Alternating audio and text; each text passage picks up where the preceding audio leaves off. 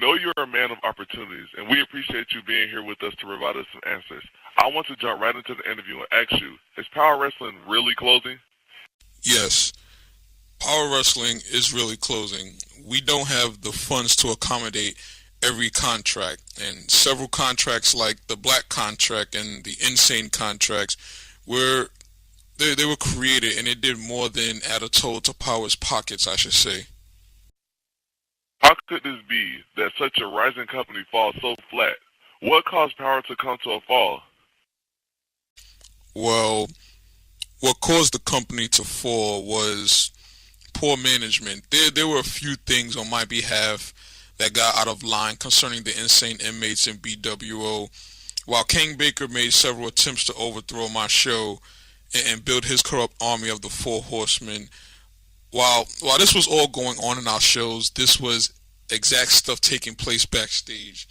The insane inmates, the BWO, Kane Baker, they have more power than both I and others put together. Their contracts inevitably begin leading to the downfall of the company, I guess, as well as some departures in the board of directors representing Power Wrestling as a whole. If poor management was an issue, by whom had the company been poorly managed by? And how did this affect the rosters and the shows? The company as a whole were managed poorly by some individuals in the board position. Many should brush up on their history and notice that originally it was I and Grant Leases who started as general managers. Kane Baker was with the board, and through several events that conspired against both Grant and I, Kane Baker showed up one day and he took over Friday Night Fire. I didn't know what to think, and the first thing that came to mind was a bunch of conspiracy theories in his company. I've been through it and lived it before. So later Grant showed up and he returned as a member of the board of directors. I'm like, okay, what's going on? I would think that Grant had good intentions, but I began to not trust him as he began to push Kane and I toward a fight. And during all of this, the insane inmates were busy trying to gain their power, while BWO would do the same to equal Kane Baker and his horsemen's power. So BWO's former member, Leon Franco, he wound up being a board member one day. No one gave answers, and sooner than later I find out that BWO has new contracts entitled Black contracts. So fast forward a bit, the man is found to be dead, and I'm struggling with trying to rid of BWO and the insane inmates before the company does wind up failing.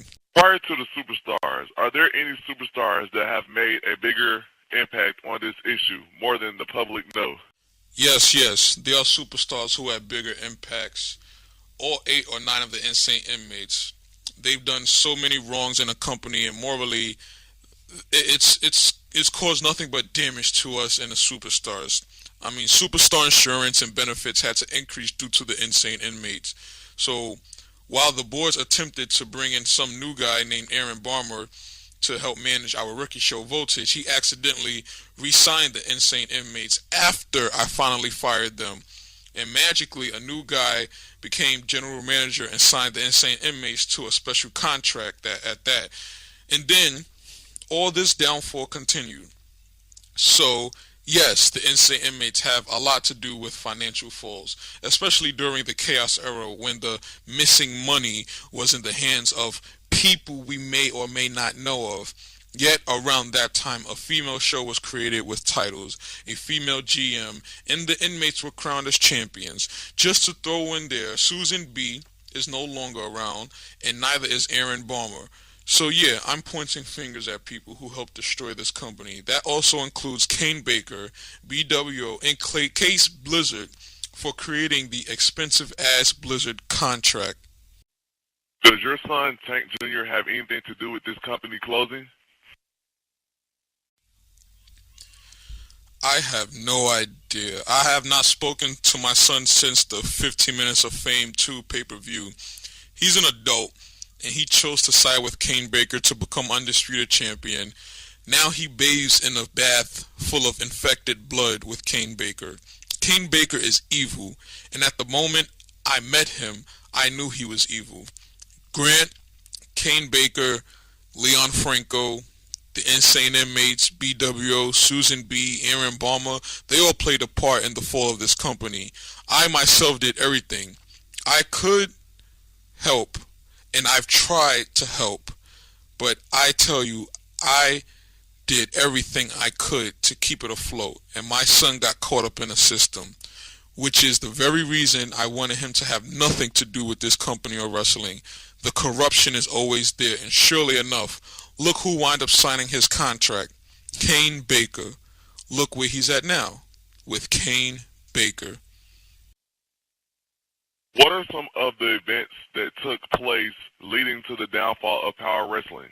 And did you see this coming ahead of time? Some of the events, I would have to say, it all started with the Insane Inmates. I'm a man of opportunity, and I would like to believe it's not my fault, but it is my fault partially. I gave the inmates a chance at life to experience the outer world again after being in prison. They came into power and tried to destroy my superstars. They injured many superstars within the first 2 months. In addition, when I finally had rid of the three main boys, Angel, Booger, and Jester, the girls came in, Pink Eye and Dilemma. They started forming an alliance with Katya Keller and her brother Psycho Nero, two other superstars from Russia with a harsh background. During this whole alliance, our shows for Terror Dome and Fire were increasing at a fast and large rate. We received funds for more titles and pay-per-views. However, that money went missing, and magically the Insane Inmates were able to pay off Case Blizzard as their protector. Case Blizzard created a big-ass contract which pays well over $100,000 per week and guarantees a title shot at any point in time for the Power title. In addition to that, the stupid-ass Saturday show for the females were created, Suwoo Saturday, with a newly paid-off arena and a newly paid-off title. 3 titles at that. And general manager they had, Susan B. Plus, even more superstars. So all this money was supposed to be for Grant and I, but it wind up missing. Any other events? Yes, there's always more. Aside from the Insane Inmates stealing our money, BWO began their rise. At first, I had no intention of stopping them because I'm thinking Black Falcon is a cool guy and he's just trying to gain the African American audience. But then he starts mimicking cult practices, changing names and giving speeches, changing the Pledge of Allegiance for all that. And BWO, they rose and started gaining power. Literally. They obtained major titles and were paid very well along with Kanu's extra rich ass. I mean, Kanu is actually the money prince. He's actually a money prince. I'm not going to say the money prince. Then that's not a gimmick for him. He actually has money. BWO is a shareholder of Power Wrestling, and a lot of people may have not known that. Leon Franco was their vice president, and he wound up protecting BWO through these new contracts. While all these events were going on and led to the fall of Power, you have Kane Baker showing his face more, and he began to mimic cult-like practices as well. All that evil, deceptive presence and power brought a downfall to this company. Leon Franco winds up dying somehow after our final pay-per-view, Global Meltdown, and Black Falcon starts tripping balls, and BWO gets stronger.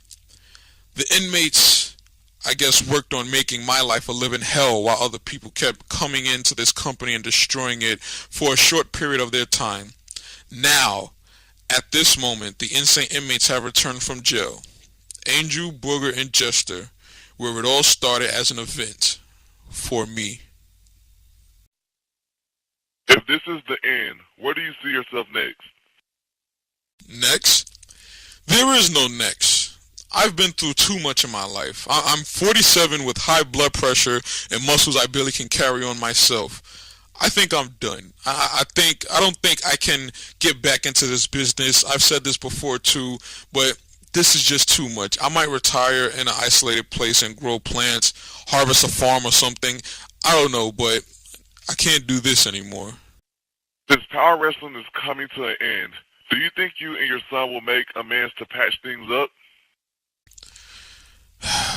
I want to, but I don't know what's going on through his mind. Last time I seen him was in that ring at 15 Minutes of Fame 2 pay-per-view. He got tattoos, he changed his hair and was doing dirty things with Kane Baker. I don't know what to do anymore with my son. I've tried to protect him. On top of that, he was wearing something he wasn't supposed to. Are you referring to the pink pendant he had, the one that resembled Kane Baker's son pendant, Seth Azrael? Yeah. I am talking about that one. You make a good point. If there's one thing I've learned in life, it is nothing is a coincidence. What's your name, son? Donovan, sir. Kyrie Donovan. Thank you for pointing that out, Mr. Donovan. The pendant my son Tank Jr. was wearing belonged to his mother, and his mother is dead. My wife. That pendant was buried with her by her grandfather's choice, and the pendant was given to her by her grandfather. My wife's father and his history is a dark one, a very dark history. Next question though, let's not talk about this in public. Okay, no problem. Should superstars begin looking for new jobs elsewhere? Is there a wrestling business? Yes, they should, because Power has no more money to fund superstars in the shows. If it's a job these guys are looking for, it's time for them to look elsewhere. Other than that, if guys are just looking to wrestle, by all means they can throw together a backyard group and throw a few punches for all I care. I know I can't do it anymore. I just can't. Is there any possibility Power Wrestling will return in the future? I doubt it. If it does, I think it'll be a community thing, kind of like family reunions or something. I don't know. As far as the company goes though, no. It's on its last few breaths of life. Last question, sir. Do you have any regrets in this business and anything you want to say to the public, colleagues, other federations, and wrestlers? Yes, I do actually. As a matter of fact, I do. I regret never taking the proper steps to be a board of director myself and to make sure all these fools that came into this company wouldn't destroy it. I regret allowing myself to be a general manager of an infected company with evil individuals. I regret not forcing my son to stay away from all this.